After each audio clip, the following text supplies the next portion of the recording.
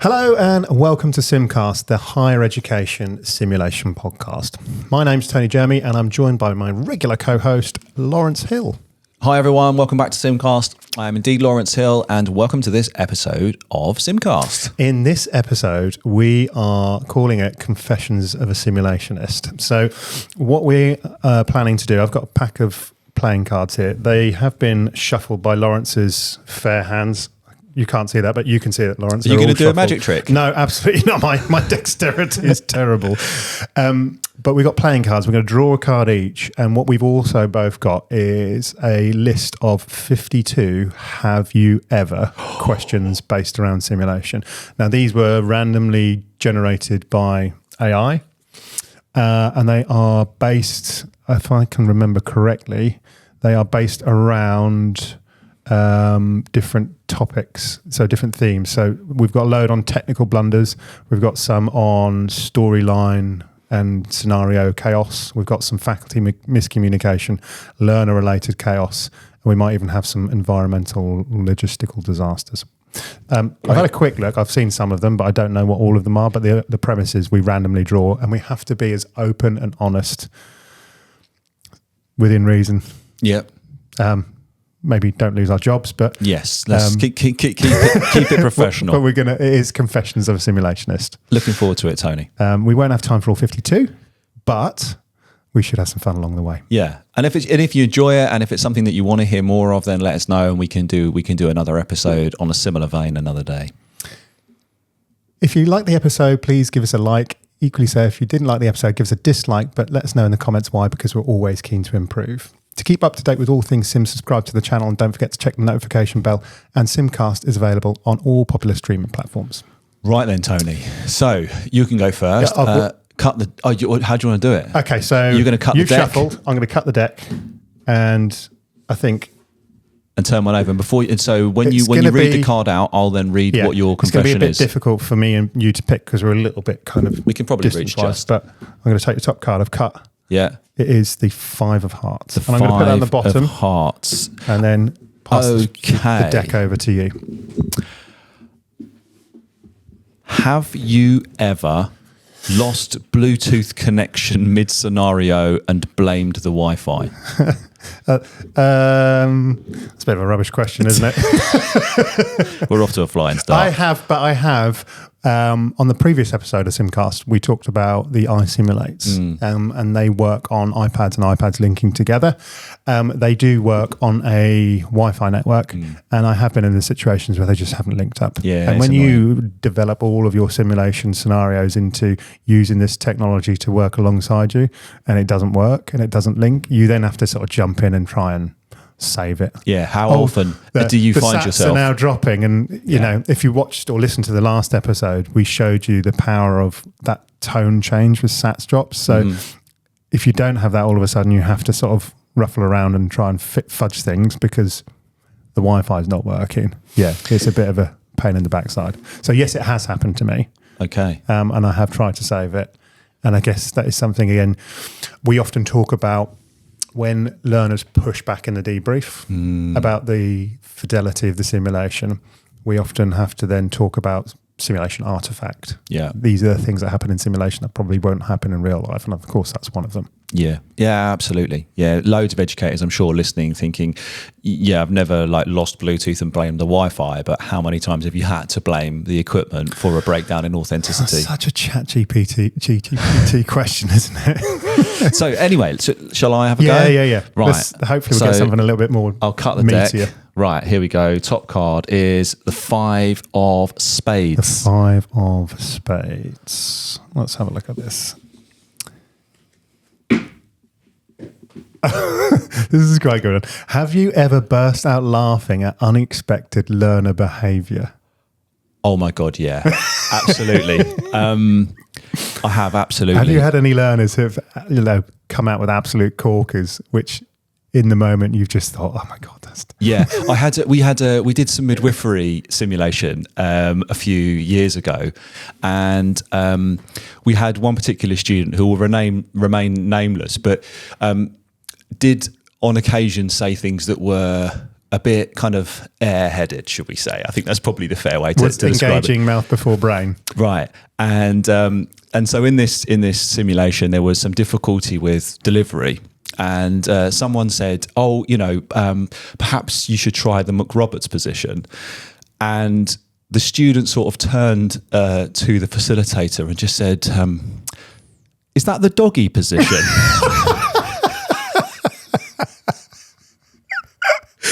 And of course, hilarity ensued. Yeah. So yes, I have absolutely been in that situation, and many more, I'm sure, if we spent a bit more time thinking about it. But let's move on. Fantastic. Right, I'm going to cut a couple of times because I don't want to accidentally pick the wrong one. Okay, top card is the Three of Hearts. The Three of Hearts. So, this is all right. Have you ever pressed the wrong button and accidentally triggered a cardiac arrest? In simulation or reality? Let's go with sim. Do you know what? I've actually done in reality, which I probably shouldn't confess to, but I'm going to. Yeah. I've unplugged an anaesthetic machine during an operation. Wow. And turned it off. Yeah. So I was working in an operating theatre and they have these electrical plinths that come down. And for whatever reason, the plug didn't have a label on it to say it was the anaesthetic machine. And I was trying to unplug the connectors for the laparoscopic stacks that we had. And I unplugged the anaesthetic machine. And I was working with a notorious consultant at the time. Right. We used to work quite regularly together, so we had quite a good relationship. Fortunately. Had a bit of a reputation. And I didn't get some very good looks. Fortunately, it had a battery supply in it. Yeah, and also, I think, going back to the previous episode about the desert island sims, actually what probably wasn't affected by the anaesthetic machine turning off or going onto battery mode was the fact that the patient can still be ventilated, right? Yeah. But it's far from ideal, far from optimal. I have, in multiple sims before, have I put them into cardiac arrest? Maybe, or I haven't put them into cardiac arrest. One or the other, I haven't changed the arrhythmia. And then the learners are looking at it, and then again, you have to just sort of fill in the gaps. And go, oh no, that does look like a flat line. Yeah. So I've definitely done that. Okay, great. Right, then let's have another go then. So cut the deck, top card. It's the Four of Spades. Four of Spades. So those of you with eagle eyes and ears will know that we've only been doing hearts and spades. So far. Yeah. This is random, but Four of Spades. Have you ever unintentionally rewarded unsafe practice? Oh, wow.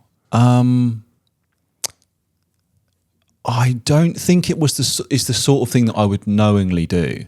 So it's actually really hard to say. But I think this probably speaks to a wider issue that actually when we are facilitating simulation, not addressing those critical features that do emerge. Challenging for a new simulationist, right? Yeah, but also I think sometimes perhaps if we're sort of on the border of our professional knowledge, which is, we're professionally vulnerable because perhaps we're facilitating a simulation which is marginally towards the outer edges of our professional competency. So if I'm facilitating a physiotherapy simulation, for example, I might not know. Out of your clinical depth. Out of my clinical depth. And so I dare say that this is the sort of thing that happens. And it's one of the reasons why we've spoken before about simulation not being a safe learning environment. Because actually you can unintentionally reinforce unsafe practice if you don't notice these things. One thing that I've definitely done, if I think about it,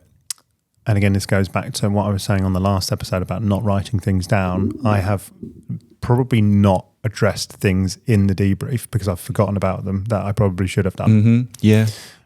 Whether that's unsafe practice or not, you'd like to think that you that would be a kind of core component. But when you get into the weeds of a debrief and it starts to follow a certain flow, you sometimes forget to come back, particularly if you haven't jotted those things down. So that's I guess a little practical tip is those critical areas, you need to document them if you can at the time that they happen so that you don't forget them. No, absolutely, which is why the clipboard is so important. But I think, I think that's absolutely fair enough, actually. Yeah, let's move on. You pick another card. Last question.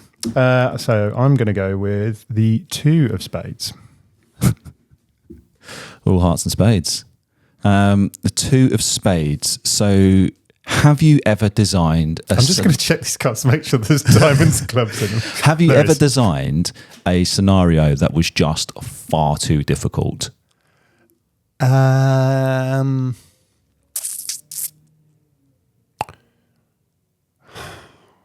I've designed scenarios that haven't gone to plan and panned out. I think I've probably designed. I've definitely, yeah. If I think about learner level, I've definitely done some things again with anaesthetic simulations, particularly with those kind of unusual or rarely occurring instances. A lot of them, those anaesthetic emergencies, are quite complex. So to do those with year one learners is challenging. And I know I do things like anaphylaxis and stuff with them, which is probably a level too high. So technically, yes.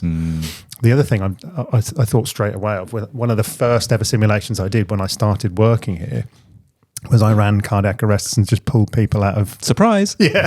So Surprise simulation. That was definitely out of their comfort zone and probably too difficult for them, because I just, again, had that naivety of thinking, if it has the element of surprise, I'm going to get that really authentic experience. So here's the thing. I think the answer to this question for any insightful, self-aware simulation educator is a flat yes. Yeah. Right? Because I think I that agree. I think that that's not to say that you're an insightful educator. It's just that you're trying to think of an example. But I think generally that the answer is yes, because more often than not, we don't account for the full kind of social complexity that surrounds a simulation when we design it. You know, it's just an anaphylaxis scenario, but actually what we don't account for more often than not in the writing is what the learner is carrying in with them. We don't know what their level of understanding is. Technical and non-technical skills. Absolutely. You know, and so I think, you know, I think generally speaking, as a community of practice, err on the side of making it challenging rather than making it too straightforward, because I think there's always a fear that the student's not going to learn anything if we make it too simple. So if anything, we need to strip it back and make it simple. I think so. I had this kind of experience recently when I had my ODP apprenticeship students in. So we basically run the same curriculum as we did for the direct entry, which we didn't run before. But all of the simulation is consolidated into 1 week at the end of their training. And so some of the simulations that I'd ported across, I was thinking, well, this is far too easy for these individuals because they've now had a year in practice. And actually what it transpired was it just hit the sweet spot just right. Yeah. So one thing that I've done, it's too simple. It's probably not. It's probably not. And a thing that a really profound learning event for me was on my master's in medical and healthcare simulation at the University of Hertfordshire. Ken Spearpoint, the course lead, was asked us to design a simulation that we would then evolve for the second iteration that was part of our assessment. And I really wanted to do something that focused on non-technical skills. So I made someone lead a cardiac arrest, an experienced anaesthetist run a cardiac arrest, but I made them wear a blindfold. And fun. Well, yeah, and that's what I thought. And I thought, hey, this is going to be fun. I can see the idea of where you were going with that. Yeah, but what actually happened was he got tremendous vertigo. Oh, okay. and it was a complete. It was just uncomfortable and a bit weird. It didn't at all happen. The gap between simulation as imagined and simulation as done was huge. So for the second sim, because I was like, I want to do something that no one's done before. No one's ever led a cardiac arrest blind, perhaps except people who are blind. Did you lose sight of the learning outcomes? Hey, that's an excellent pun. But so for the second one, I completely changed tack, and in the end, I asked one of the paramedic team, who was also clinical, to come in and assess an alcohol-dependent patient who had had a fall, who had had a bump on the head, who was taking a novel anticoagulant, and who didn't want to go to hospital, which is like just everyday routine practice. And I thought, it's going to be boring, it's going to be too easy. And actually talking to her about it in the debrief, she was just like, it's so reassuring, it's so helpful, it's so interesting. And I was like, less is more. Yeah, absolutely. There's a take-home message. Cut the deck? Yep. I think I cut the deck already. So I've got, it's either going to be a heart or a spade, isn't it? No, it's not. It's a 7 of diamonds. 7 of diamonds. Have you got a favourite card? I like pairs of pocket aces when I'm playing Texas Hold'em. Of course you do. Phone ran straight into that one.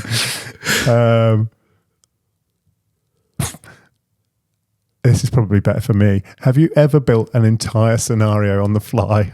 Oh God, yeah. Have you? Yeah, absolutely. Like, I think, perhaps particularly, in a perhaps more in a sort of a drills sort of situation rather than a kind of fully immersive. Okay, let's do it again. Kind of more. Yeah, exactly. Yeah. It's in that vibe, more in the deliberate practice. Kind of, you've got to go have another go because you need everyone to have a bash at being the team leader or whatever. So yeah, absolutely, I've done that. And it's normally just a sort of recycled version of the previous ones. Maybe, exactly the same scenario as the previous one, except change the name and, age and gender of the person who is the main patient. I feel a bit like that when on the advanced life support day when they say, adapt it to the individual candidate's area. And I'm trying to think on the fly how I can. Often I make it worse, and I probably should have just stuck to the script. Yeah. So I think so the answer is yes, but it's normally as part of a more organised, scheduled simulation event, which has already got existing overarching learning outcomes. Great. What about you? Yeah, definitely. I've definitely done that. Yeah. Again, I wouldn't come straight into a simulation with nothing prepared. That would make me feel very uncomfortable. It'd be irresponsible as well. But I tend to also have more simulations than I actually deliver. That's fair. And I have a very low threshold of going, let's not do this one. Yeah. I think we've reached our peak learning for today. I've got to have a face card. So the King of Spades. One moment. The King of Spades. The King of Spades. So, have you ever had learners role play something so bizarre it derailed the session? I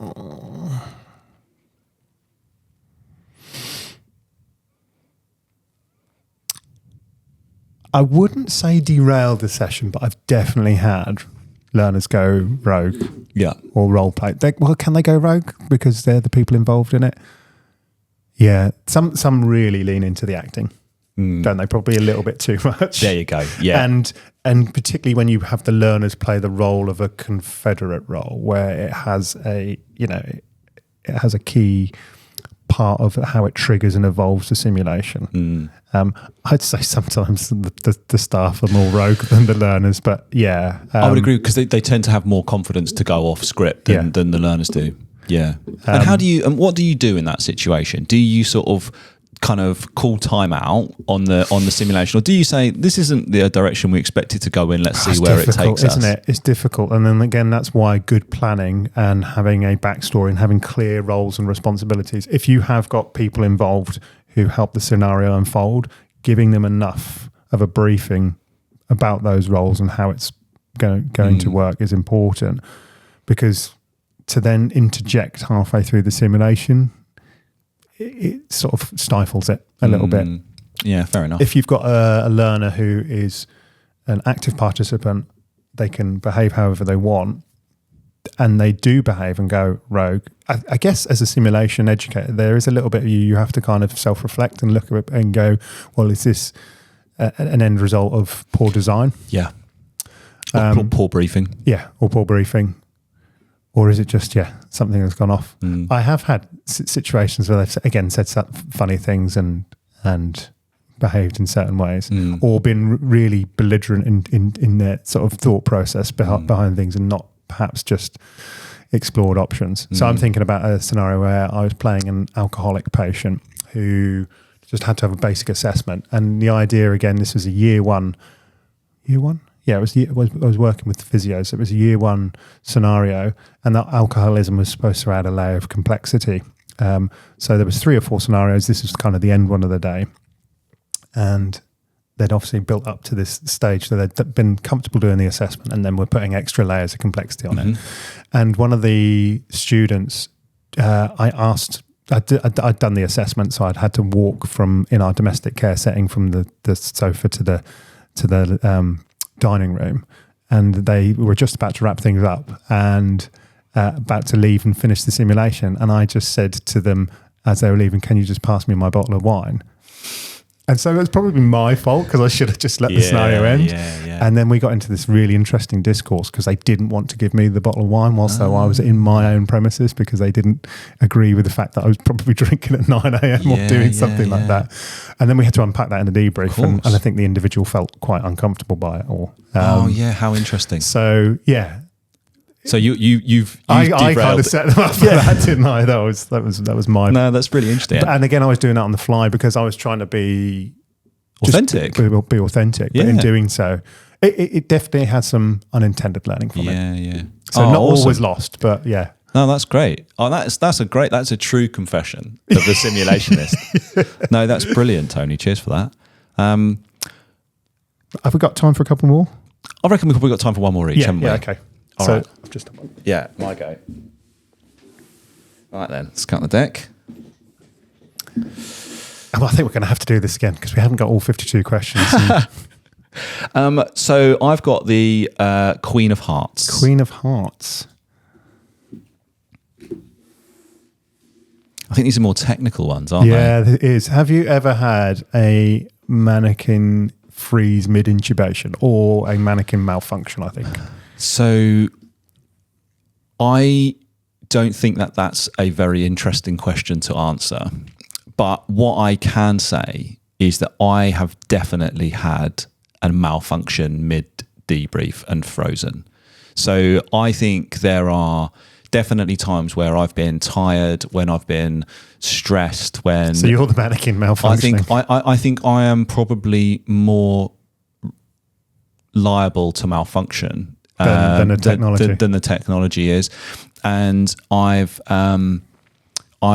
there's a couple of real malfunctions that spring to mind, and normally it's just a complete mental block.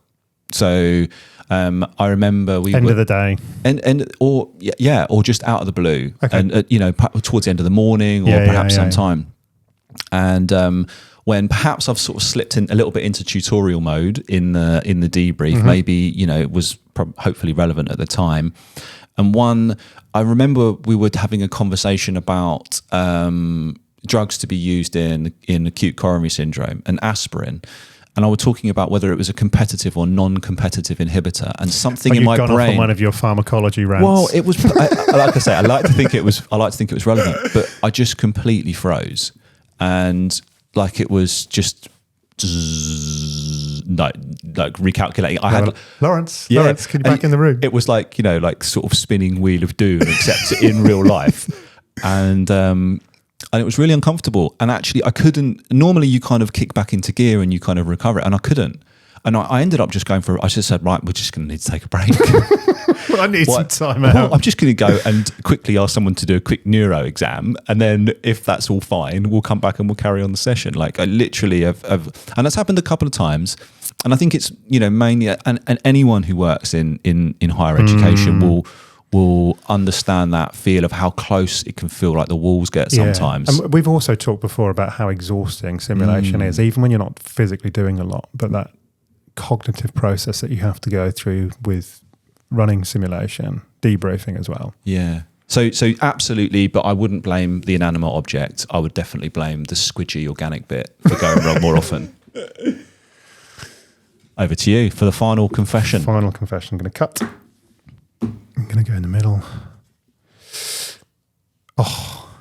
Finally, you've got the ace. An ace of diamonds. The ace of diamonds.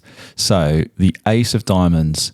Have you ever forgotten the patient's backstory and improvised a new one? Absolutely. Yeah, I've definitely done that. I've also had a look under the patient mannequin and had to change the gender quite rapidly because one of the mannequins has been maybe set up incorrectly with interchangeable genitalia. So I've definitely had to ad-lib, I think, a little bit with patient background. I think it's... The other thing I've had to do as well is I've had to help with sim, and again, when you're not into your area of expertise, you might not understand everything that's been written. And I think that's an important thing to think about in terms of how you design simulation. Again, going back to that simplicity, how much extra does all of the baggage that comes into the simulation add to the simulation, or is it actually going to potentially trip up facilitators. So if you're trying to run scenarios over multiple rooms, multiple facilitators, for example, and you've not got great oversight, or just because of the logistics, the simulation needs to be able to just run smoothly with whoever you've got. Because sometimes you might start with call outs within the team, but I help on different professional programs, and again, I'm like, okay, I know straight away that I'm not this kind of healthcare professional, so I'm at a disadvantage from a facilitation point of view. So the way that this question is set up is that making up the patient's improvising a new backstory on the fly is in some way some confession, some dirty secret that you'd have to kind of confess to. But in reality, that creative process, the performance variability, positive performance variability that you bring in as a human being and an educator, is what makes that scenario authentic, real, and engaging. So, and I think that's part of the art. That's part of the art of being a good simulation educator. Being any educator is being able to be creative with the context, and it's a complex social endeavor. So you have to hit that sweet spot, don't you, of having enough information that you've got a decent backstory for your patients or whoever's involved, but being artistically vague enough so that you can apply it to a range of given real world scenarios when you have that less than perfect setup for whatever reason. Amen. I think that's it for me. That's the beauty of being a good simulation educator. Okay, so I feel cleansed now. Oh, that was fun. I enjoyed that. Definitely better. Be really interesting to hear what your simulation sins are. So we'd love to hear from you what your confessions are. What have been kind of the things that stick out to you in terms of maybe things that have not gone to plan, and confessions that you want to get off your chest? Let us know in the comments below. And thank you so much for listening again to this episode of Simcast. We hope you enjoyed it, and we look forward to seeing you again on the next one. Thanks, everybody. Bye-bye.